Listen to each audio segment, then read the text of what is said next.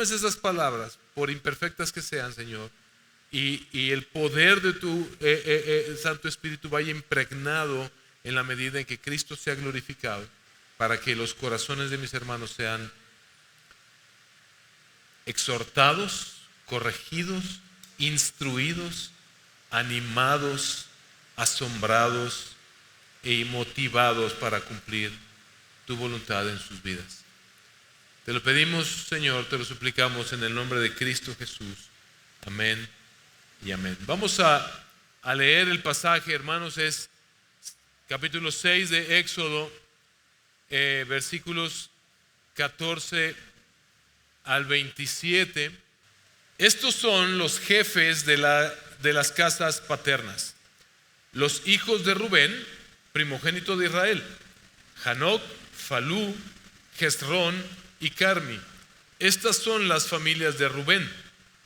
Los hijos de Simeón: Gemuel, Jamín, Ohad, Jaquín, Zoad y Saúl, hijo de una cananea. Estas son las familias de Simeón. Estos son los dos hijos mayores de Jacob. Y luego prosigue: estos son los nombres de los hijos de Leví, según sus generaciones. A partir de aquí solo va a hablar de los hijos de Leví. Estos son los nombres de los hijos de Leví según sus generaciones: Gersón, Coat y Merari. Los años de la vida de Leví fueron 137 años. Los hijos de Gersón: Libni y Simei, según sus familias. Los hijos de Coat: Amrán, Ishar, Hebrón y Uziel. Los años de la vida de Coat fueron 133 años. Los hijos de Merari: Mahli y Musi. Estas son las familias de los levitas según sus generaciones. Amram tomó por mujer a Jocabed, su tía, y ella dio a luz a Aarón y a Moisés. Los años de la vida de Amram fueron 137 años. Los hijos de Ishar: Coré, Nefeg y Sicri. Los hijos de Uziel: Misael, Elzafán y Sitri. Y Aarón tomó por mujer a Eliseba, hija de Aminadab, hermana de Naasón, y ella dio a luz a Nadab, Abiú, Eleazar e Itamar. Los hijos de Coré, que también son de linaje de Leví: Asir, Elcana y Abiasaf.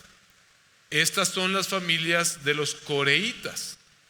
Eleazar, hijo de Aarón, tomó por mujer a una de las hijas de Futiel, y ella dio a luz a Finés. Estos son los jefes de las casas paternas de los levitas según sus familias. Aarón y Moisés son a los que el Señor dijo: saquen a los israelitas de la tierra de Egipto por sus ejércitos. Ellos son los que hablaron a Faraón, rey de Egipto, para sacar a los israelitas de Egipto. Estos fueron Moisés y Aarón. Puede tomar su lugar.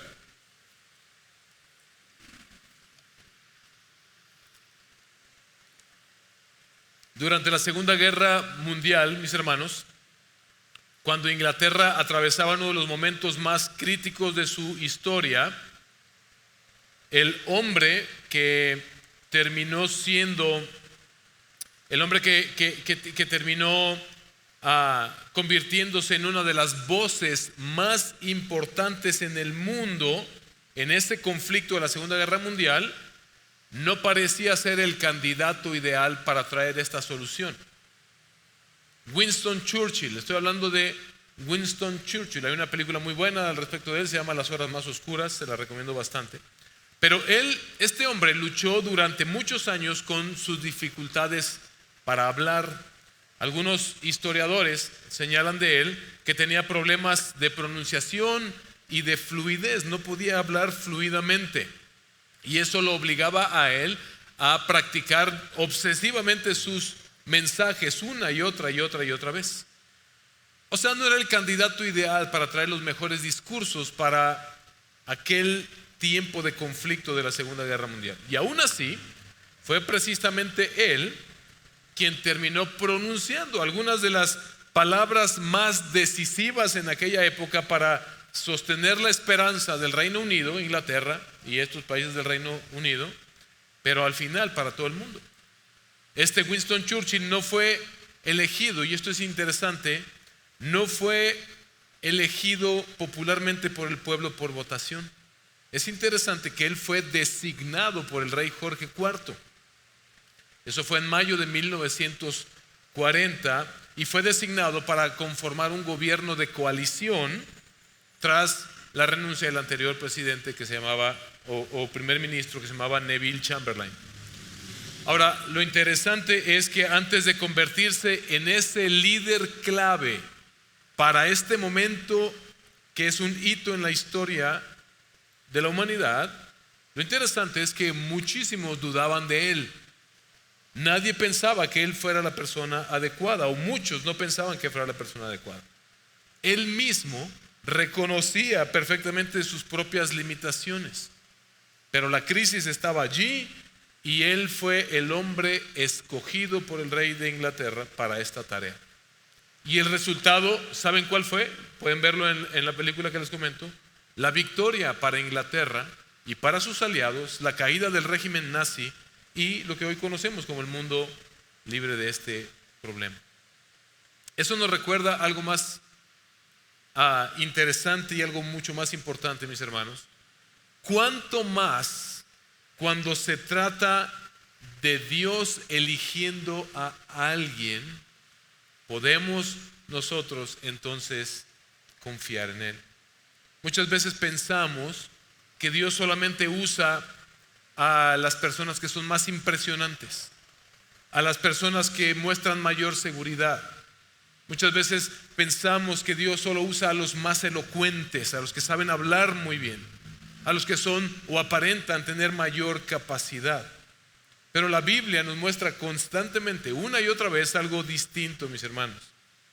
Dios muy frecuentemente decide usar instrumentos que humanamente parecen insuficientes. Dios decide usar instrumentos que humanamente parecen insuficientes. Esto es lo que vemos ocurriendo en lo que acabamos de leer en Éxodo 6 en su contexto. Mientras Dios ha estado hablando de redención, lo hemos venido viendo, Moisés sigue pensando, yo soy insuficiente, yo no la armo para esto. De hecho, este pasaje es interesante, que es como un sándwich, está rodeado literalmente y literariamente también por esas dudas de Moisés. Mira lo que dice en el capítulo 6, versículo 12. Por eso es bien importante que traigas tu Biblia, puedes marcar y puedes ver, oh, sí es cierto. Mira, capítulo 6, versículo 12. Pero Moisés habló delante del Señor y le dijo, los israelitas no me han escuchado. ¿Cómo pues me escuchará Faraón siendo yo torpe de palabra? Ahora vete al otro lado del pasaje que leímos hoy, que nos compete hoy, al capítulo 6, pero versículo 30. Mira lo que dice. Pero Moisés dijo delante del Señor, yo soy torpe de palabra, ¿cómo pues me escuchará Faraón? Si te das cuenta que este pasaje está en medio de esta lucha de Moisés. Dios está viendo redención, pero Moisés sigue viendo, yo no soy suficiente para esta tarea. Y esto es interesante porque justo en medio de esto, el autor, inspirado por Dios, que es Moisés mismo, nos provee de una genealogía. Es así como que, y como para qué nos mencionas esta genealogía, estas familias, la genealogía de las familias paternas. Aparece aquí esto como si Dios estuviera diciendo, Moisés, es que no se trata de quien tú crees que eres, se trata de a quien yo decidí usar. Se trata de mi plan de redención, a quien yo decidí usar. Y esa es exactamente la verdad, mis hermanos, que este pasaje, que creo que Dios por medio de este pasaje quiere grabar en los corazones de Israel en aquel momento cuando lo leyeron, pero también en nuestros corazones hoy. Yo he dividido este sermón en 3 partes. Número 1, Dios ya había preparado a quienes usaría para redimir. Es lo que vemos en los versículos 14 al 20. Número 2, Dios establece a quienes quiere usar. Lo que vemos en los versículos 21 al 26. Y finalmente Dios sigue llamando y enviando a personas para anunciar su redención. Mis hermanos, de lo que yo quiero convencerlos el día de hoy por medio de este pasaje, y pido al Señor que grabe esto en sus corazones: Dios decide a quién usar para salvar. Dios decide a quién usar para salvar. Yo quiero pedirte que desde ahorita te hagas esta pregunta: ¿y eso qué tiene que ver conmigo? En primer lugar, el primer punto de este sermón: Dios ya había preparado a quienes usaría para redimir. A primera vista, como ya lo dije, esta genealogía que aparece aquí pareciera un paréntesis así medio extraño. ¿Por qué metes esto justo acá cuando estamos bien emocionados en la trama de esta narrativa? Venimos de sufrimiento, venimos de la opresión de Faraón sobre el pueblo, y ahora más que ya Moisés lo confronta una primera vez para que deje ir al pueblo a celebrar una fiesta para el Señor. Estamos en medio de reclamos. Vimos que la cosa se puso peor, vimos la semana pasada, y los ancianos del pueblo de Israel ahora están en contra de Moisés y de Aarón. Y Moisés está así como que: ¿es en serio, Señor? ¿Me mandas a hacer esto? Todo sale al revés. ¿Qué está pasando? Estamos en medio de las dudas de Moisés. ¿Será que esto es verdad o me estoy alucinando yo con este llamado del Señor? Y de repente aparece una lista de nombres. Pero esto no está aquí accidentalmente, mis hermanos. La Biblia es inspirada por Dios. Nosotros creemos en la suficiencia, pero también en la inerrancia de las Escrituras. No hay error en la Escritura. De hecho, es maravilloso ver cómo está colocado aquí, porque esta genealogía está funcionando como una solemne reafirmación de algo que ya hemos venido viendo, de hecho, desde Génesis. Dios está guiando soberanamente su redención. Dios sigue cumpliendo su promesa. Mientras Israel solamente veía esclavitud, veía que el plan de Dios estaba tardando, veía su sufrimiento, había incertidumbre entre ellos, Dios ya estaba obrando, no en el momento del éxodo, por generaciones. Nos muestra la línea por medio de la cual Dios ha venido obrando, cumpliendo su propósito por generaciones. Eso es importantísimo, no solo para este pasaje, sino para todo Éxodo. Porque, mis hermanos, la redención no comenzó en la zarza ardiente. Cometemos muchas veces el error de pensar que la Biblia es un compendio de historietas acomodadas en un libro, y muchas historias que, como si fueran las fábulas de Esopo, nos enseñan buenas cosas. Ciertamente aprendemos mucho de todas estas historias, pero lo que se nos vuelve a mostrar aquí es que la historia de la redención es una sola, desde Edén hasta la nueva creación cuando Cristo regrese. Dios ya había estado obrando por generaciones, mis hermanos. Dios ya había estado preparando, como lo vemos aquí, familias, generaciones, tribus, estos instrumentos, estos mediadores que Dios ha estado levantando durante todo este tiempo. Es lo que Moisés le está recordando al pueblo. Si se dieron cuenta, la genealogía comienza con Rubén. ¿Dónde terminamos? En Génesis precisamente se quedan los 12 hijos, y si nos ponemos estrictos son como si fueran 13 tribus, pero 2 representan una, los hijos de José. Pero nos quedamos ahí con las 12 tribus. ¿Y qué va a pasar? Y aquí esta genealogía, si tú te das cuenta, se enfoca en primer lugar en Rubén y en Simeón, los 2 hijos mayores, y el que sigue es Leví. Pero es bien interesante que se queda solo con Leví, no nos menciona a todas las 12 tribus. ¿Por qué hace esto? Si tú te das cuenta, y si fuiste observador, en esa genealogía de Leví, que dicho sea de paso, los levitas, vamos a ver más adelante, son aquellos que van a ministrar en el templo, aquellos que van a ejercer el servicio en el templo. Pero mira qué interesante, porque dentro de esa familia de levitas se mencionan a Aarón y a Moisés. Es como que el autor está haciendo un zoom Está diciendo, aquí continuamos de Abraham, Isaac, Jacob y de sus hijos, y de uno de sus hijos está saliendo este Moisés y este Aarón. Estos son los hombres que el Señor escogió, lo que está diciendo. Está reforzando esta idea. Incluso algunos piensan que la intención de Moisés, que es el autor del Pentateuco, también al escribir esta genealogía es autentificar que él es un verdadero israelita, porque muchos lo tienen por egipcio, ¿se acuerdan? Fue criado por los egipcios. Muchos piensan que él está buscando autentificar que proviene del pueblo de Israel. Pero cualquiera que sea el caso, mis hermanos, lo que esto nos muestra es que esta elección de estos hombres no fue accidental, no fue una improvisación de parte de Dios, tampoco fue una ambición personal. Cuando Moisés quiso hacerlo en sus fuerzas, ¿qué pasó? Fracasó. Y el Señor lo aísla y dice, tranquilo, te voy a entrenar durante 40 años para que estés capacitado para hacer la obra que yo voy a hacer. Mis hermanos, Dios ya había decidido quiénes serían los instrumentos de su redención. Y eso conecta directamente otra vez con el pacto que Dios hizo con Abraham. Dios había prometido liberar a este pueblo. ¿Te acuerdas que en Génesis 15 el Señor le dijo a Abraham, ciertamente tu descendencia irá cautiva por una nación y estarán allá 400 años, pero al final yo juzgaré esa nación y los haré volver? Dios había prometido liberar, redimir. ¿Te acuerdas que aprendimos la semana pasada que es redención? El pago es cuando un familiar viene y paga para el precio de la libertad de un familiar, para rescatarlo de la esclavitud y llevarlo de nuevo al seno familiar. Dios había prometido traer de vuelta a su pueblo, y ahora Él estaba levantando exactamente a quienes Él usaría para hacerlo.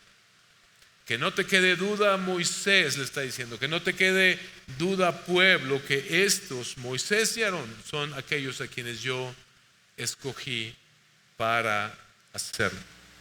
Y eso es sumamente relevante, mis hermanos, porque muchas veces nosotros solamente vemos nuestros problemas actuales, solo vemos nuestras crisis, vemos el retraso. A veces hasta nos enojamos con Dios y empezamos a actuar de maneras en las que le estamos como reprochando a Dios.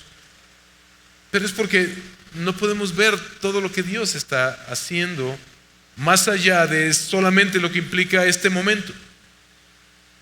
A veces vemos solo la incertidumbre que eso produce en nuestras vidas. Pero mis hermanos, esto nos recuerda que Dios siempre ha estado obrando mucho más allá de lo que nosotros alcanzamos a ver.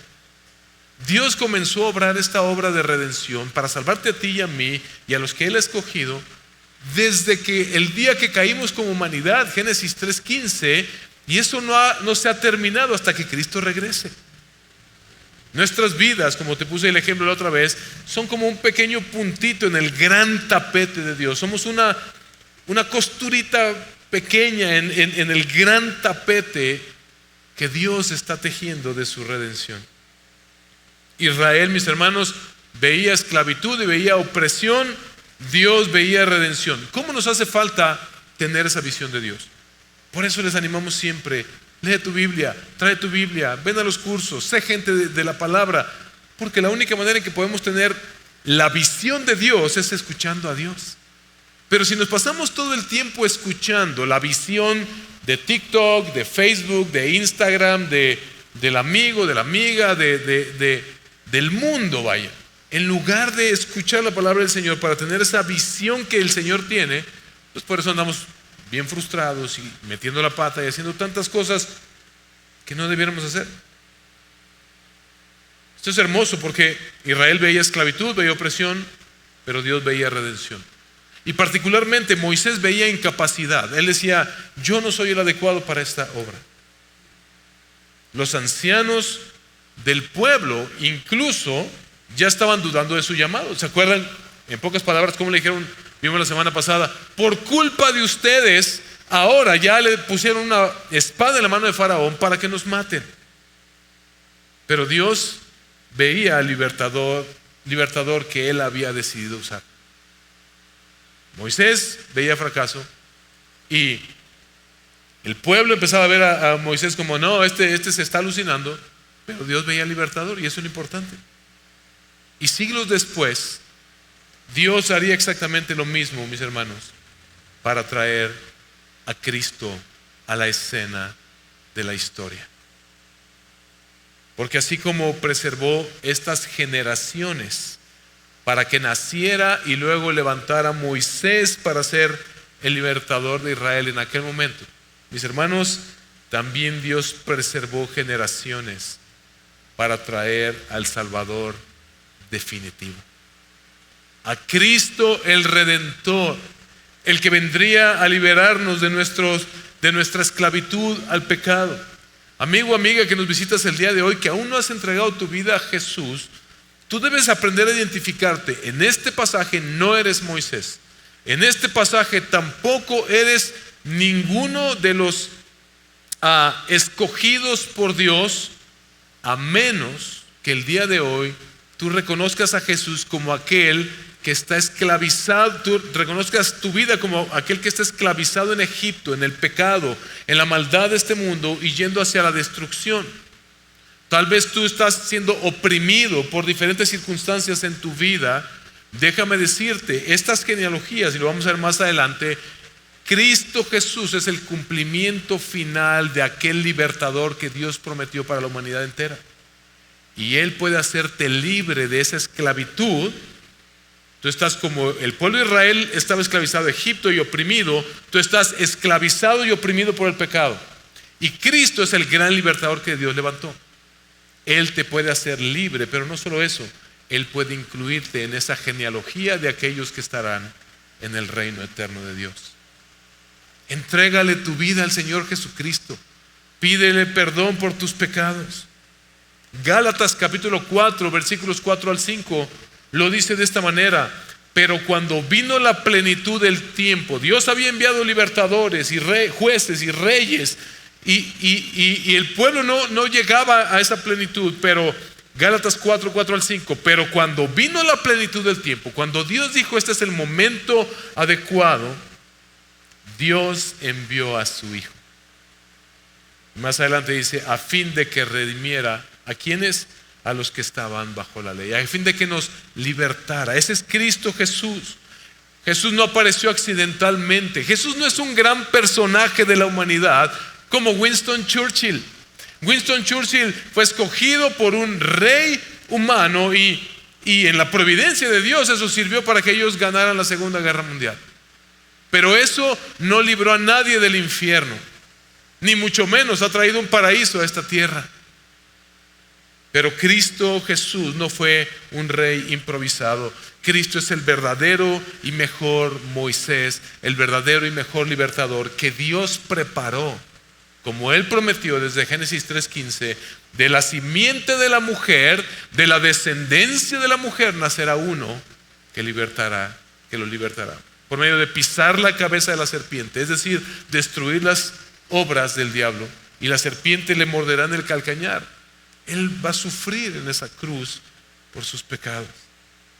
Dios ya estaba guiando, mis hermanos, por medio de todo lo que vemos en el Antiguo Testamento, estaba guiando soberanamente la historia hacia la redención final, no solo para el pueblo de Israel, sino para todo aquel que crea en Él, porque de tal manera amó Dios al mundo que dio a su Hijo unigénito para que todo aquel, judío, griego, egipcio, mexicano, salvadoreño, dominicano, todo aquel que ponga su fe en Él no se pierda, sino que tenga vida eterna.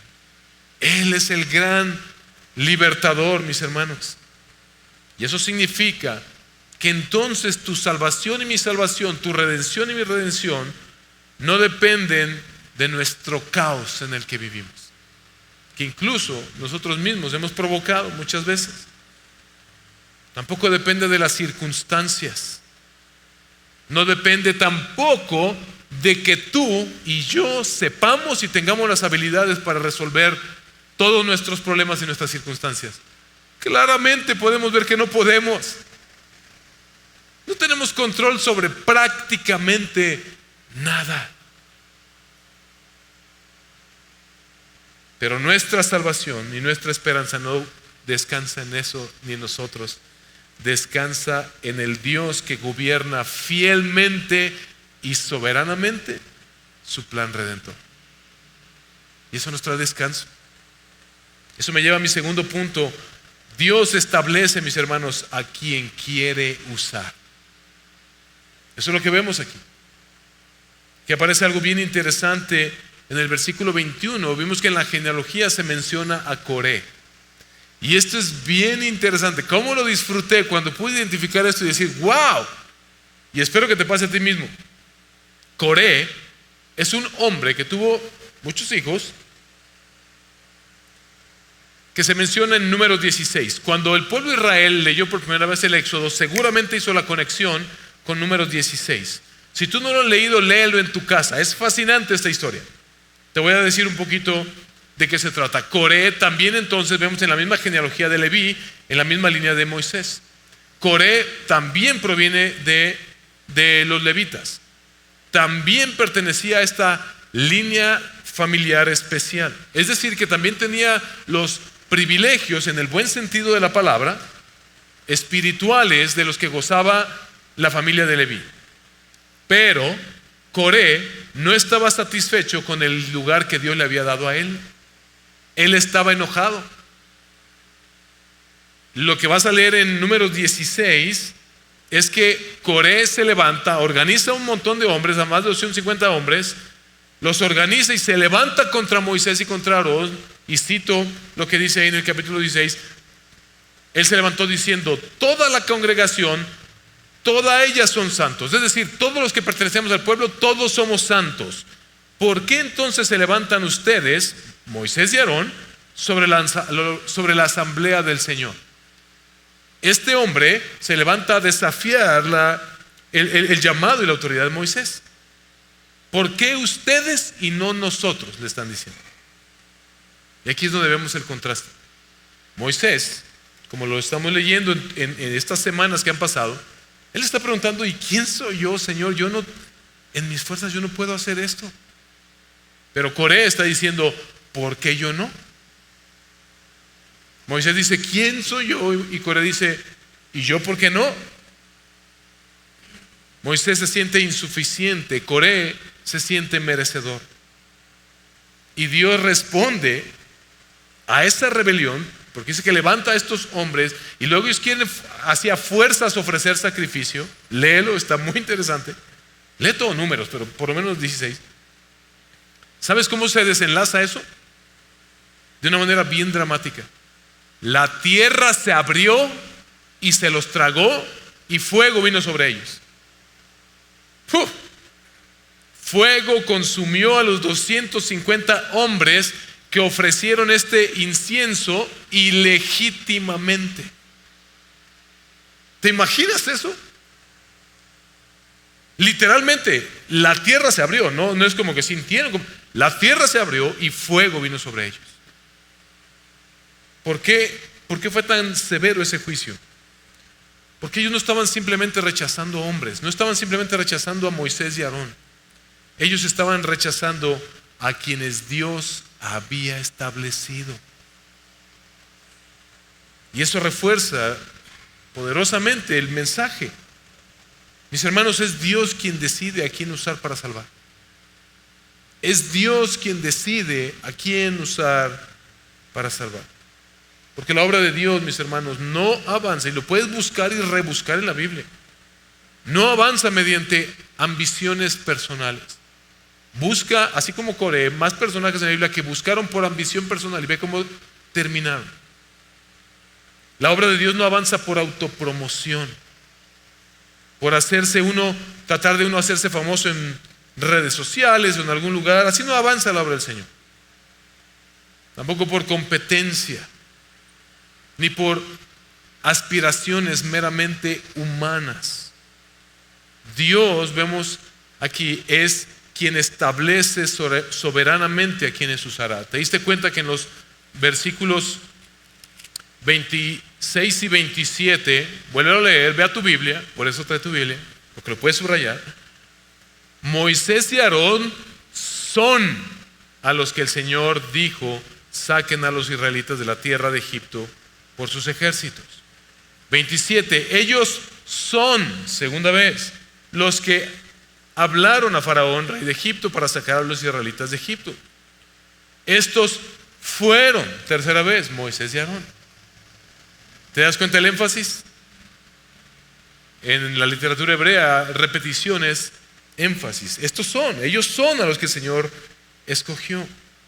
El liderazgo, mis hermanos, es inevitable aplicar aquí sobre el liderazgo, porque esto nos muestra que no se trata de plataformas, no se trata de obtener reconocimiento personal o títulos, no se trata de, mucho menos, y esto ocurre muchísimo, hay mucha gente que quiere estar en situación de liderazgo para tener control sobre personas, para decirles qué hacer a las personas, para que personas les obedezcan, para sentir que tienen esa influencia sobre otros. Tampoco es para autoexaltación. El reino de Dios, mis hermanos, no avanza mediante hombres que solo están buscando grandeza para sí mismos. Pero eso aplica también, no solo para los líderes como Moisés y Aarón, sino para toda la iglesia. Porque Israel tenía que aprender una cosa: deben confiar en aquellos que Dios ha levantado para llevar a cabo su redención. Y eso apunta directamente a Cristo.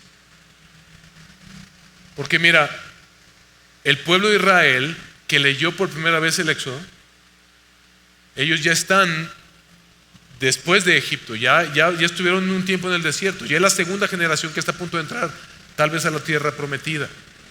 Y ellos, a pesar de que han visto cumplirse todo lo que está en la Escritura, tienen la misma tentación de volver a dudar de aquellos a quienes Dios les levantó entre ellos para llevar a cabo su obra. Y esto es algo que recorre toda la Escritura. Y esto apunta directamente también a Cristo, porque Cristo fue y sigue siendo cuestionado hasta el día de hoy. ¿Quién le dio autoridad a este? ¿Quién levantó a este? En Mateo 1 y Lucas 3, no lo vamos a leer, creo que lo conoces, y si no, échale otra ojeada.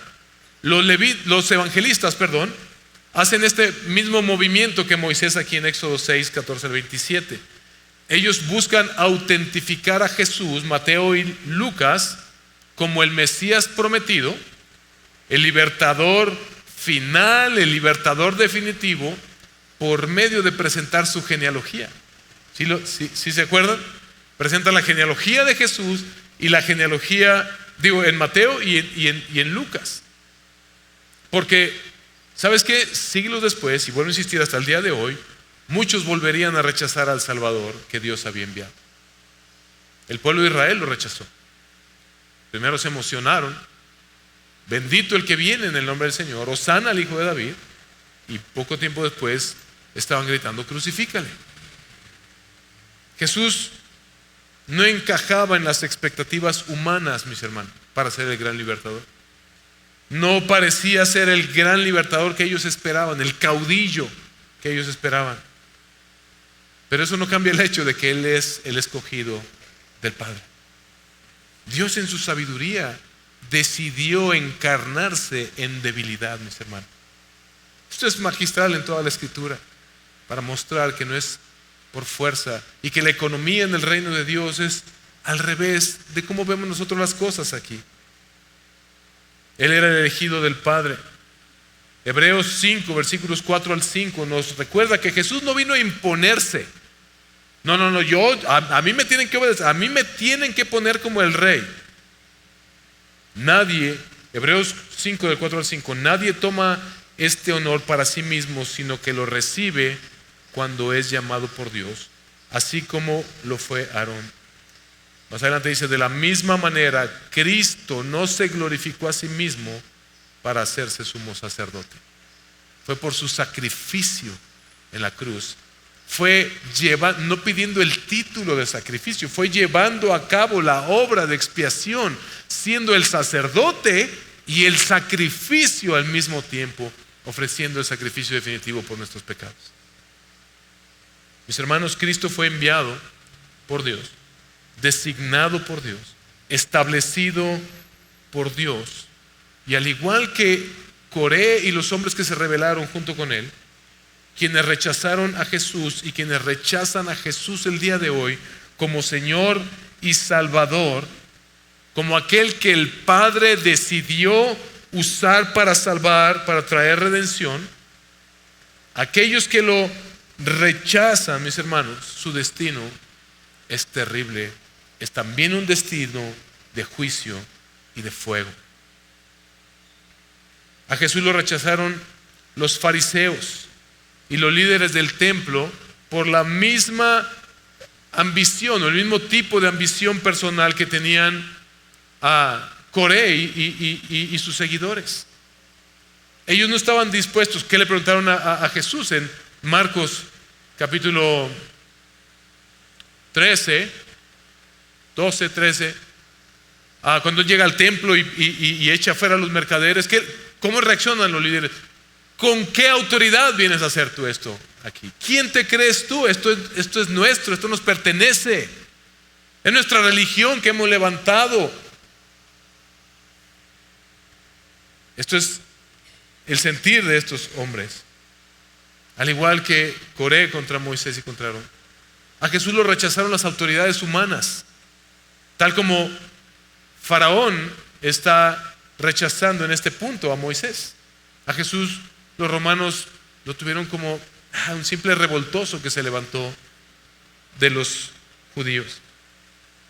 Y esto hace más seria esta conexión entonces de Coré, porque rechazar al ungido de Dios, mis hermanos, al enviado de Dios, nunca termina bien. Amigo, amiga que nos visitas el día de hoy, vuelvo a insistirte, rechazar al enviado, a quien Dios decidió enviar para salvar, es Jesús. Rechazarlo no terminará nada bien para ti. Coré fue juzgado, y en aquel tiempo los que rechazaron a Jesús fueron juzgados, y todo aquel que endurece su corazón contra Cristo también enfrentará el juicio de Dios. Pero quienes reciben al Salvador que Dios envió encuentran vida, encuentran victoria, encuentran plenitud. Y esto me lleva a mi tercer punto, porque te dije al principio, hazte la pregunta, ¿y esto qué tiene que ver conmigo? Eso me lleva a mi tercer punto. Dios sigue llamando hoy y enviando personas para anunciar su redención. El texto termina reafirmando, estos fueron, versículo 27, ellos son los que hablaron a Faraón, rey de Egipto, para sacar a los israelitas de Egipto. Estos fueron Moisés y Aarón, así con todas sus debilidades, así con sus incapacidades, estos fueron. Como si dijeran, que les quede claro, que no quede duda para nadie, ellos son. No fue accidente, no estaba yo improvisando, no es que me quedé corto de personal, está diciendo el Señor. No fue tampoco por iniciativa humana, no fue improvisación divina. Dios los había establecido desde el principio y lo demuestra con la genealogía. Él venía preparando todo para que naciera este libertador para Israel. Así que no puedo terminar este sermón solamente contemplando al pasado, porque el mismo Dios, mis hermanos, que llamó a Moisés, que estableció a Aarón, que envió a libertadores y al libertador de libertadores, a Cristo Jesús, sigue llamando y enviando personas hoy. Sigue llamando hoy y enviando hoy a personas, ya no como salvadores. Cristo ya es el Salvador definitivo, Cristo ya es el libertador definitivo, pero sí Dios sigue llamando hoy a personas como mensajeros de esa redención. Ahí es donde tiene este texto todo que ver contigo, mi hermano, mi hermana. Jesús dijo en Mateo 28, 18 al 20, no lo voy a leer todo, pero todos recordamos el pasaje de la Gran Comisión. Toda autoridad me ha sido dada a mí, dice el Señor Jesús, antes de ascender, después de resucitar. Toda autoridad me ha sido dada a mí. ahora ustedes vayan y hagan discípulos. Vayan y prediquen este evangelio. Vayan y alcancen a los perdidos. Así como Moisés, mis hermanos, fue enviado bajo la autoridad de Dios, la iglesia ahora es enviada bajo la autoridad de Cristo. Voltéate a ver los unos a los otros, así de imperfectos como somos. Saca cuentas, checa nuestras capacidades, checa nuestras habilidades, checa el capital humano que tenemos, y estamos para decir igual que Moisés: Señor, o sea, ¿cómo con este capital humano? Pero déjame recordarte lo que leímos al principio de la reunión. Primera de Pedro, capítulo 2, versículo 9. Me encanta este pasaje, porque es un contraste hermoso con el cual tenemos que aprender a vivir. Porque mira lo que eres en Cristo. Ustedes, si estás en Cristo, si tú no estás en Cristo, amigo, amiga que nos visitas hoy, este texto no es para ti. Pero si quieres que sea para ti, el Salvador hoy está de brazos abiertos. Pídele perdón por tus pecados y entrégale tu vida.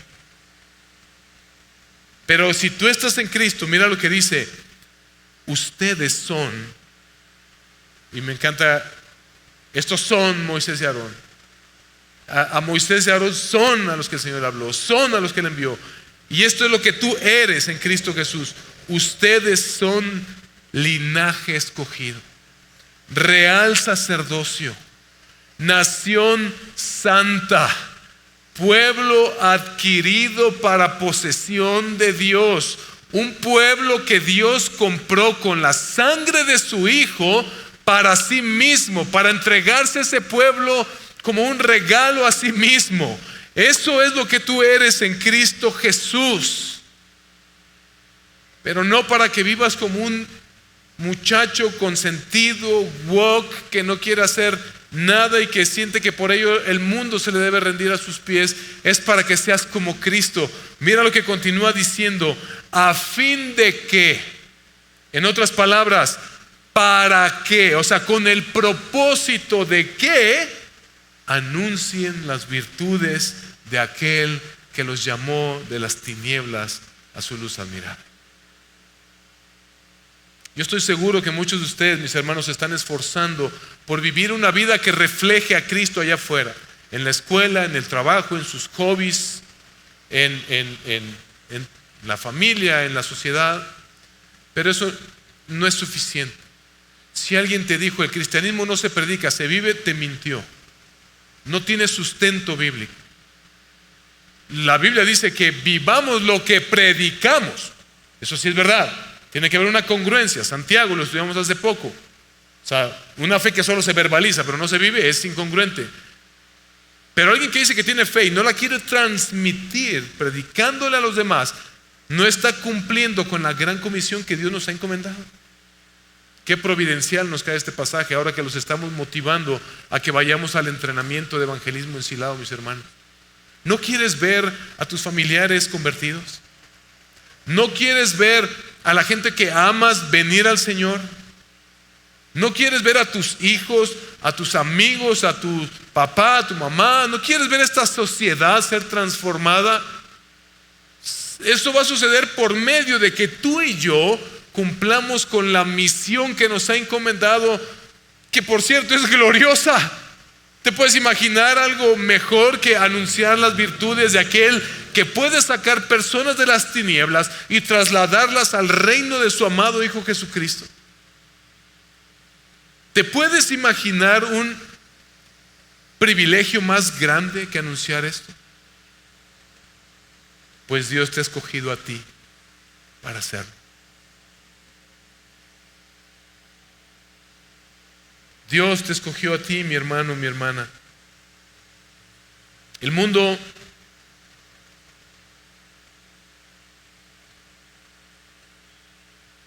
está allá afuera necesitado de ser liberados de la esclavitud al pecado.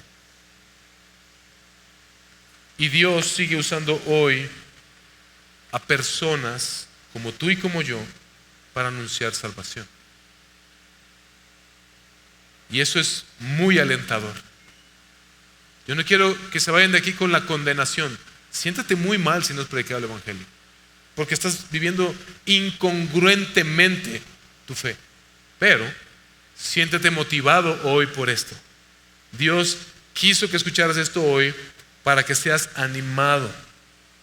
Porque muchos creyentes piensan: yo no soy suficiente, yo no sé lo suficiente, yo tengo demasiadas limitaciones. Acuérdate, Moisés pensaba exactamente igual.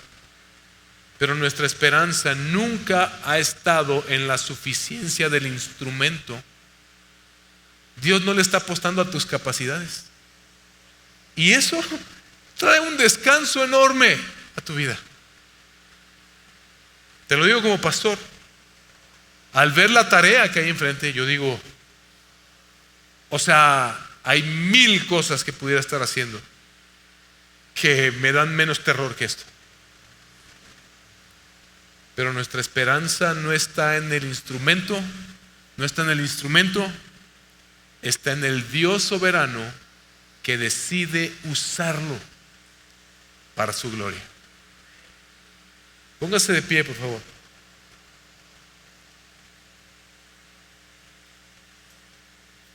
Con esto vamos a concluir. Déjame hacerte un pequeño recuento. Moisés veía su torpeza, sus limitaciones. Moisés veía su incapacidad, tal vez sus errores. Yo lo eché todo a perder. O sea, ¿cómo puede Dios usarme a mí? Y siglos después, el mundo vio a Jesús rechazándolo, lo vio humillado, lo vio crucificado, lo vio derrotado en su perspectiva. Pero Dios vio el Salvador escogido para redimir a pecadores, para salvar, libertar a los cautivos. Y hoy ese mismo Dios que envió a Jesucristo te ha escogido a ti. Cristo, si tú viniste a la fe en Jesús, lee el libro de los Hechos. El Señor llamó a sus discípulos y les dijo: ok, ahora sí, ahora les toca a ustedes. Esta es la misión. No van a ir a ser libertadores, van a ir a anunciar la obra del libertador de libertadores, y gente será libertada de la esclavitud al pecado. Cristo sigue llamando hoy y enviando a su pueblo para anunciar esa redención al mundo. Y eso significa que si tú estás en Cristo, tu vida no es un accidente. Efesios 1:3 nos recuerda, 3 al 5: bendito sea el Dios y Padre de nuestro Señor Jesucristo, que nos bendijo con toda bendición espiritual en los lugares celestiales en Cristo. Pues en Cristo Él nos escogió desde antes de la fundación del mundo para que fuéramos hechos santos y sin mancha delante de Él. Él te predestinó, te escogió no desde antes de que se hicieran novios tu mamá y tu papá, desde antes de la fundación del mundo, para que fueras de su pueblo, linaje escogido, nación santa, para que anuncies las virtudes de aquel que nos llamó de las tinieblas a su luz admirable. Tu vida no es un accidente. Él te escogió.